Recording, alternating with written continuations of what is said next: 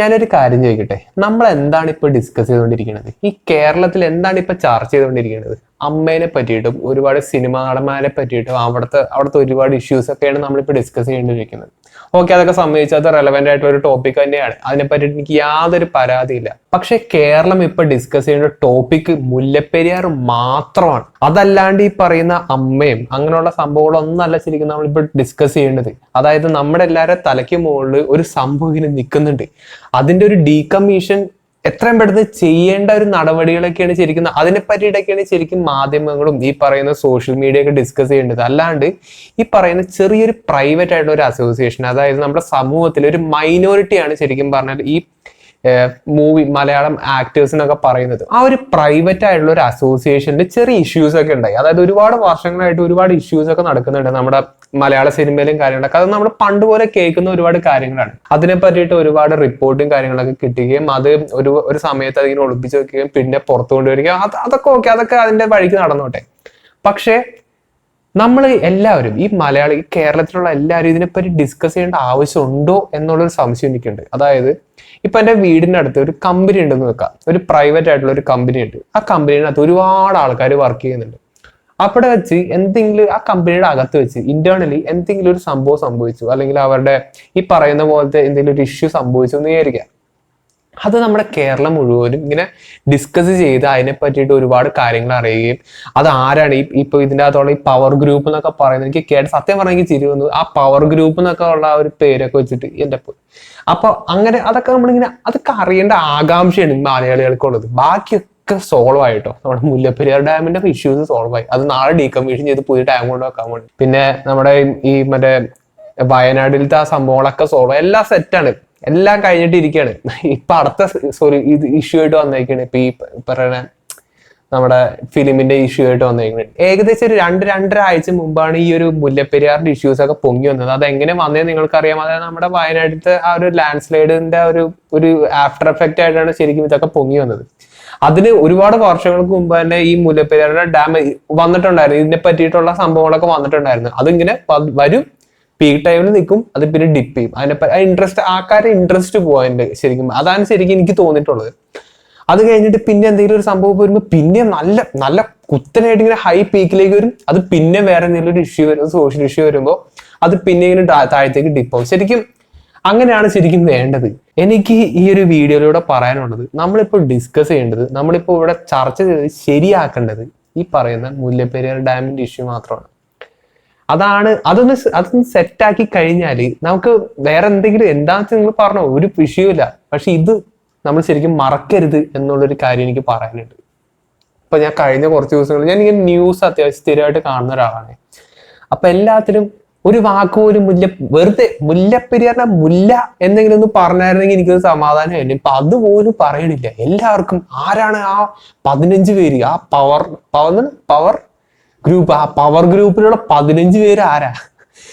ഈ മറ്റേ എന്താണ് ഈ പറഞ്ഞ ഈ വിക്ടം ആരാണ്, ആരാണ്? അതൊക്കെയാണ് ആൾക്കാർക്ക് അറിയേണ്ടത്. എന്റെ പൊന്നു, അതൊക്കെ സമ്മതിച്ച് ഓക്കെ, അത് അതിന്റെ വഴിക്ക് അങ്ങോട്ട് വിട്ടോട്ടെ. അത് ഡിസ്കസ് ചെയ്യേണ്ടെന്നല്ല, അതിനെപ്പറ്റി പറയണ്ടെന്നല്ല ഞാൻ പറയുന്നത്. അതിന്റെ മുകളിൽ അതിക്ക് മേലെ എന്നൊക്കെ പറയുന്ന പോലെ ഒരു സംഭവം ഉണ്ട്. അതിനെപ്പറ്റി നമ്മൾ ഡിസ്കസ് ചെയ്യും. അതൊക്കെ ശരിയാക്കിയിട്ടാണ് ഈ പറയുന്ന കാര്യങ്ങളൊക്കെ പറയേണ്ടിട്ടുണ്ടെങ്കിൽ ഓക്കെ, അത് നമുക്ക് ഒരു ലോജിക്കലി നമുക്ക് പറയാം. അപ്പോ അതാണ് എനിക്ക് ഈ വീഡിയോയിലൂടെ പറയാനുള്ളത്. മുല്ലപ്പെരിയാർ ഡാം ഇങ്ങനെ ഒരു സുപ്രഭാതത്തിൽ പൊട്ടിപ്പോകുന്നല്ല ഞാൻ പറയണത്. അത് ശരിക്കും പറഞ്ഞാൽ ഒരു എപ്പിസെന്ററിലാണ് നിൽക്കുന്നത്. നമുക്ക് എല്ലാവർക്കും ബേസിക് ആയിട്ടുള്ള ഒരു വിദ്യാഭ്യാസം ഇല്ലേ. 126 വർഷങ്ങൾ പഴക്കമുള്ള ഒരു ഐറ്റമാണ് നമ്മുടെ ഈ മുല്ലപ്പെരിയാർ ഡാം എന്ന് പറയുന്നത്. അതിന്റെ ശില്പി, അതായത് അത് കൺസ്ട്രക്ട് ചെയ്ത ആ ഒരു എഞ്ചിനീയർ തന്നെ പറയുന്നത് മാക്സിമം ഒരു 50 years, അതിന്റെ അപ്പുറം അത് സ്ട്രക്ചറലി അത് സേഫ് അല്ല എന്ന് പറയുന്നുണ്ട്. അത് മാത്രമല്ല വേറൊരു കോമഡി എന്ന് വെച്ചാൽ ഈ സംഭവം നിൽക്കുന്നത് ഒരു ഭൂമിയുൽക്കത്തിന്റെ ഒരു പ്രോൺ ആയിട്ടുള്ള ഒരു ഏരിയയിലാണ്. അപ്പോ ഭൂമിയുൽക്കം എന്ന് പറഞ്ഞു കഴിഞ്ഞാല് അത് നാച്ചുറലി ഒക്കർ ചെയ്യുന്ന ഒരു സംഭവമാണ്. അത് എവിടെ എപ്പോൾ ഉണ്ടാവും നമുക്ക് പറയാനും പറ്റില്ല. കാരണം ഭൂമിയുടെ അടുത്തുള്ള ടെക്ടോണിക് പ്ലേറ്റ്സിന്റെ മൂവ്മെന്റ് കാരണം ഉണ്ടാകുന്ന ഒരു സംഭവമാണ് ശരിക്കും ഈ ഭൂമിയിലൊക്കെ എന്ന് പറയുന്നത്. അത് മാത്രമല്ല പല പല കണ്ടീഷൻസിലൂടെ ഇത് ഉണ്ടാവാം. ഗ്യാസ് ഒക്കെ നിറഞ്ഞിരിക്കുന്ന, പ്രഷർ റിലീസ് ചെയ്യുന്ന. ഞാനൊരു പെട്രോൾ എഞ്ചിനീയർ ആണ്, അതുകൊണ്ട് ഇതിനെ പറ്റിയിട്ടൊക്കെ എനിക്ക് അത്യാവശ്യം അറിയാം. അപ്പോൾ ഈ പറയുന്ന ഒരു എപ്പിസെന്ററിൽ നിൽക്കുന്ന, അല്ലെങ്കിൽ ഈ പറയുന്ന ഒരു സംഭവത്തിൽ ഒരു പീക്ക്, ഒരു ഭൂമികുലുക്കം പ്രോൺ ആയിട്ടുള്ള ഒരു ഏരിയയിൽ ഇങ്ങനെ ഈ പറയുന്ന ഡാം ഒക്കെ നിൽക്കുകയാണെങ്കിൽ, അതും ഇത്രയും വീക്ക് ആയിട്ടുള്ള ഒരു ഡാമാണ് നിൽക്കുന്നത്. അപ്പോൾ അവിടെ വെച്ച് എന്തും എപ്പോൾ വേണമെങ്കിലും സംഭവിക്കാം. ഇപ്പോൾ വേറെ കുഴപ്പമെന്ന് വെച്ചാൽ, നമ്മളിപ്പോ ഒരു ഡാം ഇപ്പോ ഈ പറയുന്ന പോലെ ഡീകമ്മീഷൻ ചെയ്തിട്ട് പുതിയ ഡാം ഉണ്ടാക്കുക എന്ന് വിചാരിക്കാം. അതും ഈ പറയുന്ന പോലെ ഒരുപാട് വർഷങ്ങൾ നീണ്ടു നിൽക്കുന്ന ഒരു പ്രോസസ്സാണ്. അപ്പോൾ നമ്മളിപ്പോൾ ഒരു സെക്കൻഡ് മുന്നെങ്കിലും ചെയ്തിട്ടുണ്ടെങ്കിൽ, ചെയ്ത് തുടങ്ങിയാൽ, അല്ലെങ്കിൽ അതിനെപ്പറ്റി ഡിസ്കസ് ചെയ്യുകയാണെങ്കിൽ, അതിനെ പറ്റിയിട്ട് ചർച്ച ചെയ്ത് തീരുമാനിക്കുകയാണെങ്കിൽ അത്രയും നല്ലത് ഞാൻ പറയുന്നത്. ഇതിങ്ങനെ വച്ച് നീട്ടിക്കൊണ്ട് പോകണ്ടെന്ന് ഞാൻ പറയുന്നുള്ളൂ. ഇപ്പൊ ഒരുപാട് ആൾക്കാർ പറയുന്നുണ്ട് ഡാം പൊട്ടില്ല, അത് സേഫ് ആണ്, പെർഫെക്റ്റ്ലി ഫൈൻ ആണെന്നൊക്കെ പറയുന്നുണ്ട്. പക്ഷെ വാക്ക് കൊണ്ട് പറഞ്ഞിട്ടായില്ല. ഓക്കെ സമ്മതിച്ചു, അത് പൊട്ടില്ല, ഓക്കെ സമ്മതിച്ച്. പക്ഷെ അങ്ങനെ നമ്മൾ ആ ഒരു വിശ്വാസത്തിന്റെ പുറത്ത് ഇങ്ങനെ നിന്നിട്ട് കാര്യമില്ല. അതിങ്ങനെ സയന്റിഫിക്കലി പറഞ്ഞിട്ട് ശാസ്ത്രജ്ഞന്മാർ അല്ലെങ്കിൽ ഇങ്ങനെയുള്ള ആൾക്കാരൊക്കെ ഇങ്ങനെ ഗവേഷകരൊക്കെ ഇങ്ങനെ പറഞ്ഞു ഓക്കെയാണ് അത് പൊട്ടില്ല എന്നൊക്കെ പറഞ്ഞു, ഓക്കെ സമ്മതിച്ച്.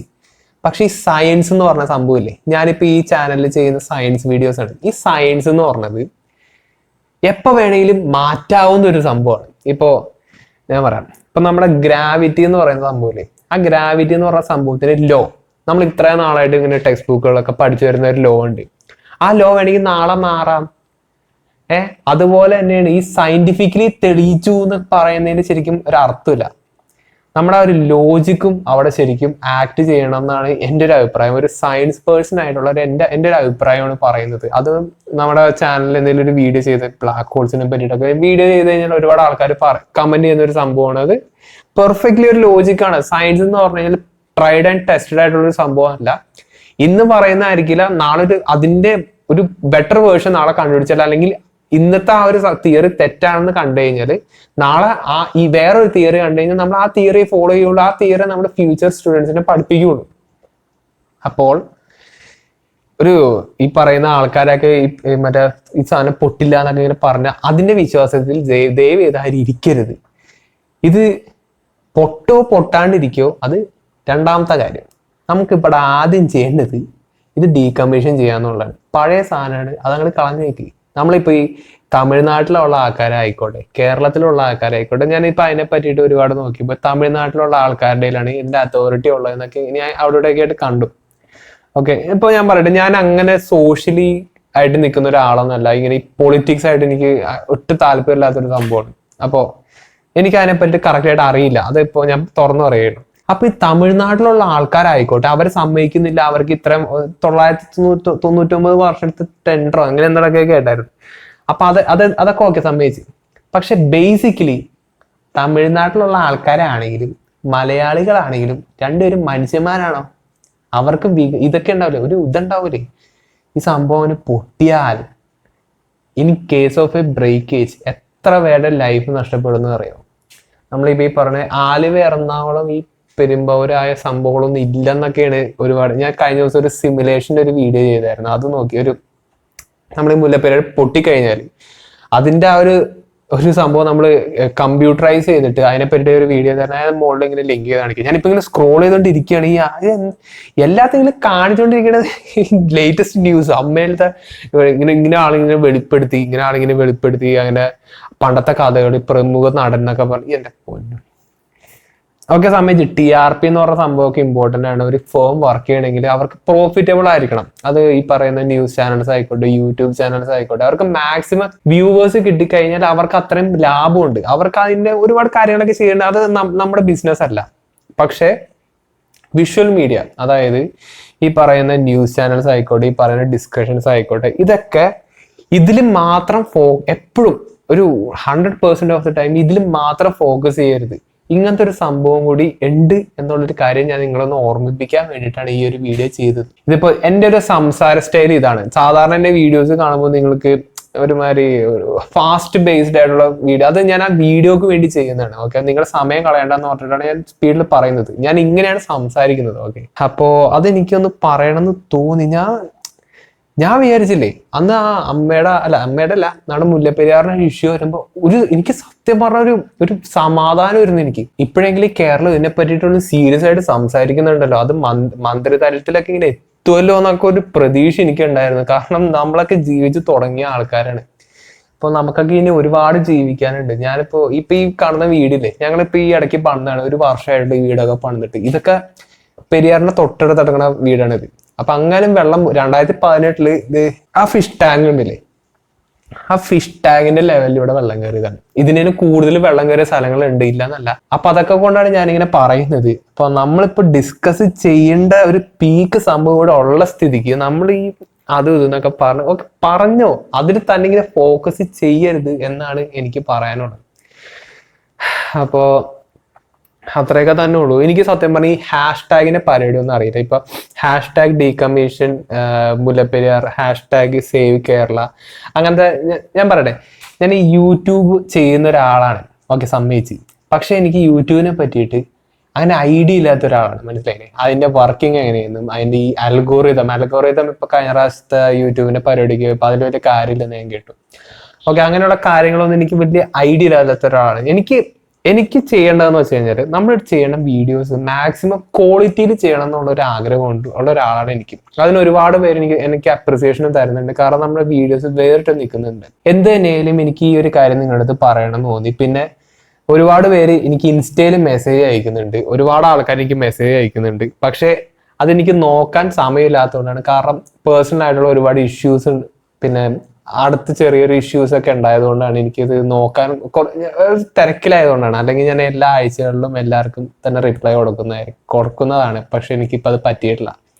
ഒരുപാട് ആൾക്കാർ നമ്മുടെ മുല്ലപ്പെരിയാറിനെ പറ്റിയിട്ടാന്ന് ചോദിച്ചിട്ട് ഒരുപാട് മെസ്സേജസ് ഒക്കെ അയക്കുന്നുണ്ട്. അപ്പോൾ അതൊക്കെ തന്നെ. പക്ഷെ അതൊക്കെ തീർന്നു കേട്ടോ. ആ ഒരു സംഭവം ഇങ്ങനെ പൊങ്ങി വന്നു, ആ ഒരു സമയത്തുണ്ടായിരുന്നു. പിന്നെ അതിനെ പറ്റി ഡിസ്കഷനേ ഇല്ല, കമന്റ്സ് ഇല്ല, ഒന്നുമില്ല. എന്തെങ്കിലും തിരിച്ചു വരുമായിരിക്കും. ഞാനിങ്ങനെ സാധാരണ ക്യാമറയുടെ മുമ്പിൽ സംസാരിക്കും, പിന്നെ സ്ട്രെസ് ചെയ്ത് ഇങ്ങനെ ഹലോ ഗൈസ് എന്നൊക്കെ പറഞ്ഞ് അങ്ങനെ ഒന്നും സംസാരിക്കാൻ എനിക്ക് താല്പര്യമില്ലാത്തതുകൊണ്ടാണ്. ഉള്ള കാര്യം പറഞ്ഞിട്ട് പോകും, അങ്ങനത്തെ ഒരു മൈൻഡാണ് എനിക്കുള്ളത്. ഓക്കെ, അപ്പോ നമുക്ക് നല്ലൊരു ടോപ്പിക് ആയിട്ട് അടുത്ത വീഡിയോ. ഞാൻ സയൻസ് വീഡിയോ ആണ് പ്ലാൻ ചെയ്തത്, പക്ഷെ ഇത് കണ്ടപ്പോഴല്ലേ എനിക്കിത് പറയാണ്ടിരിക്കാൻ പറ്റില്ലെന്നേ. അത്രയ്ക്ക് ശോകമായിരുന്നു. കാരണം ഇങ്ങനെ ഓക്കെ പറഞ്ഞു, പക്ഷെ അതിനൊക്കെ ഒരു ലിമിറ്റ് ഉണ്ട്. ഇതിപ്പോ 1 ദിവസം 2 ദിവസം 3 ദിവസം ഇത് തന്നെ സംസാരം. ആ പവർ റേഞ്ചേഴ്സ് എന്താണ്, പവർ ഗ്രൂപ്പിനെ കണ്ടുപിടിക്കുക, അതൊക്കെയാണ്. ഓക്കെ, എനിക്കൊന്നും പറയാനില്ല. അപ്പൊ ഓക്കെ, നമുക്ക് മുല്ലപ്പെരിയാർ ഡാമിനെ പറ്റിയിട്ട് സംസാരിക്കാം, അതിനെ പറ്റിയിട്ട് ഡിസ്കസ് ചെയ്യാന്നുള്ളതാണ് ഒരു സാധാരണ ഒരു മനുഷ്യൻ എന്ന നിലയിൽ ഒരു കോമൺ സെൻസ് ഉപയോഗിച്ചിട്ട് എനിക്ക് തോന്നിയിട്ടുള്ളത്. അപ്പോൾ ഞാനിപ്പോൾ ഈ പറഞ്ഞ കാര്യങ്ങൾ ആരെങ്കിലും വേദനിപ്പിച്ചിട്ടുണ്ടെങ്കിൽ അല്ലെങ്കിൽ അവർക്ക് നെഗറ്റീവായിട്ട് തോന്നിയിട്ടുണ്ടെങ്കിൽ സോറി. കാരണം ഇത് എൻ്റെ ഒരു ഒപ്പീനിയൻ മാത്രമാണ്. ഇനിയിപ്പോൾ ഇത് കാരണം യാതൊരു രീതിയിലുള്ള പ്രശ്നങ്ങളും ഞാൻ ഉണ്ടാക്കാനും വിചാരിക്കുന്നില്ല. ഓക്കെ, അപ്പോൾ നമുക്ക് നല്ലൊരു ടോപ്പിക്കായിട്ട് അടുത്ത വീഡിയോ കാണാം. പോലീസ് ഉണ്ടോ അവിടെ?